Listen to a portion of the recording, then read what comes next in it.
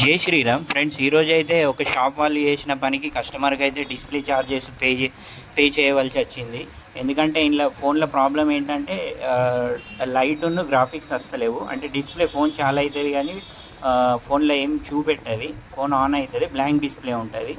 దానివల్ల ఏంటంటే వాళ్ళు వేరే షాప్ వాళ్ళకి చూపెడితే వాళ్ళు డైరెక్ట్ డిస్ప్లే ఉడోకి కొత్త డిస్ప్లే వేసిర్రు. దానివల్ల ఏమైందంటే సేమ్ ప్రాబ్లం ఉండే, మదర్ బోర్డ్ ప్రాబ్లం ఉండుట్లా కొత్తది పెట్టినా కానీ రాలేదు. దీన్నైతే మన దగ్గరికి కస్టమర్ తెచ్చిండు.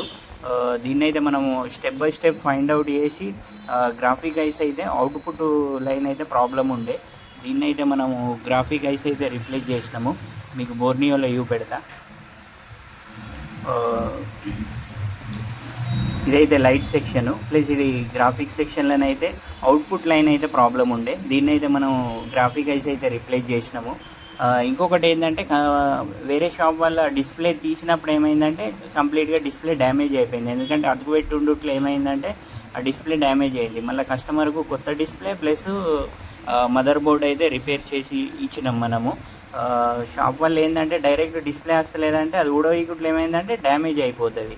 దానివల్ల కస్టమర్కి అయితే డిస్ప్లే ఛార్జెస్ అయితే పే చేయవలసి వచ్చింది. ఫ్రెండ్స్, మీ దగ్గర కూడా మొబైల్కి సంబంధించి డిస్ప్లే ఛార్జింగ్ మీ దగ్గర కూడా మొబైల్ రిలేటెడ్ ఏమన్నా ఉంటే మన శ్రీరిద్ధి మొబైల్ జగిత్యాల అయితే విజిట్ కాండి.